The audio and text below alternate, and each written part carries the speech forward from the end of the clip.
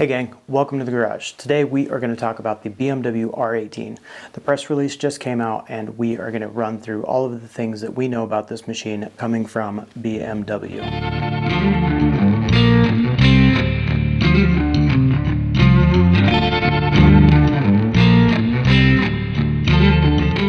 The R18 has been a while coming, so we've seen 4 iterations of this bike up to this point. 2 were full customs, and then we have the 3rd and 4th one that were produced by BMW themselves. The first one that we saw was the Departed bike by Custom Works Zone, which is an outfit out of Japan. Then we saw the Birdcage. This came out of Austin, Texas by an outfit called Revival Cycles. And then after that, the Concept R18 from BMW was debuted at one of the Concours d'Elegance events this last year. And then we saw the Concept R18/2. And this bike was actually about 90% of the way there. All they had to do was just add a couple of things to get it through the DOT, and it's ready for production. So first, let's talk about that motor. The motor is a horizontally opposed boxer motor. BMW has been doing that since 1923. It is a pushrod motor, and it is also an oil-cooled unit. It is 1,802 cc's, or roughly about 110 cubic Americas. As far as power goes, it's calling for 91 horsepower at 4,750 RPMs. But that isn't the real story. The real story is the torque numbers. This thing is putting out 116 foot-pounds of torque at 3,000 RPM. And in between 2,000 and 4,000 RPM, you're getting 110 usable foot-pounds of torque. These numbers are pretty comparable to the current V-twin market. The Thunderstroke 111 is putting out around 90 horsepower on the dynos, and Indian is calling for 119 pound-feet of torque as a peak at 3,000 RPM. So with that big pushrod motor, obviously they're trying to get a really basic machine out to the public, but they are still going to give you a couple of creature comforts and a couple of ride modes. You're going to get rain, roll, and rock, which are equivalent to rain, road, and dynamic in their current lineup. You're also going to get automatic stability control. If you want to turn this off and do some big smoky burnouts, you can. In looking through the release, there was another electronics package that was pretty new to me. It's called Engine Drag Torque Control, or MSR. This is a new one to me, so we're just going to have to wait and see what comes of that. I didn't see anything about ABS, but with the rest of the BMW lineup, ABS is standard, so I'm just going to assume that that comes with it as well. All of that is going to come as standard, so if you want to add the reverse assist or the hill start control, it looks like you're going to be able to add that as well. Alright, now let's talk about styling.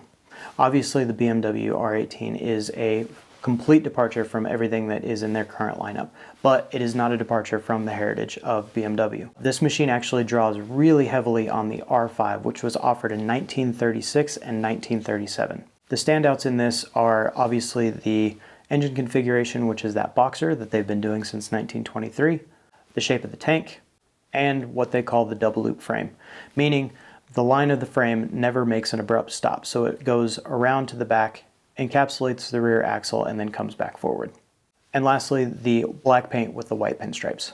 Speaking of the paint, they are going to have a first edition R18, which will be badged as such, and it will also come with that black with the white pinstripes, as well as a lot of chrome accents. And it looks like the fenders are pretty reminiscent of that R5 as well. BMW is also using a term called staged mechanics, and what this means is they are trying to keep everything as simple looking as possible. And what they mean by this is that they are retaining all of the functionality that you would expect from a modern motorcycle, but keeping it as clean as possible. A few examples of this are the exposed drive shaft, the clean routing of all of the wiring and hydraulic lines, the very classic instrument cluster, as well as the inboard rear suspension, which gives the appearance of a rigid frame. And they have these staged mechanics in mind when they're talking about customization. It is easy to change the valve covers as well as the belt cover on the front of the engine, but Roland explains it a little bit better than I do. And the cool thing is, it is so easy to change them because underneath the oil area is sealed by another cover. And so it's so easy, it's just 2 screws. You get it off, you get a different version on. And speaking of customization, it seems as though BMW has taken a page out of Indian and Harley-Davidson's playbook, and they are offering a ton of accessories direct from the factory. You're going to be able to do a couple of different bars, what looks like a beach bar, as well as an ape hanger. Looks like you're going to be able to swap out those pegs for a set of floorboards. They've also worked with Roland Sands designs as well as Mustang seats to offer several different accessory seats. You're going to be able to get a solo seat very reminiscent of that R5, as well as some of the more traditional shapes that you've come to expect from Mustang seats. And now let's talk about the mufflers.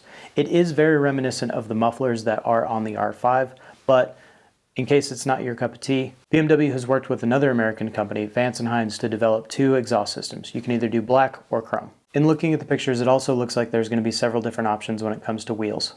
The standard wheels are going to be a 16-inch spoke, both front and rear. Front is going to be a 130/90 B16, and the rear is going to be a 180/65 R16. Looks like there's a 19-inch spoke available as well, and that's going to be a 120 ZR19. And then Roland Sands Designs is going to be supplying two machined wheels, one in 19 and one in 21. You can do the machined wheel set, which is a 19-inch front and a 16-inch rear, or you can do what they're calling the black two-tone, and that is going to be a 21-inch front and a 16-inch rear. And looking at the configurator, it looks like you're going to be able to do an 18-inch rear wheel as well. The 19 is going to be wearing a 120/70 ZR19. The 21 is going to be wearing a 130/60 B21. And the 16-inch rear is going to be wearing a 180/65 B16. After digging a little bit, it looks like standard equipment is going to be the Bridgestone Battle Cruise H50. Braking is going to be taken care of with dual discs up front with 4 piston calipers, as well as a single disc in the rear.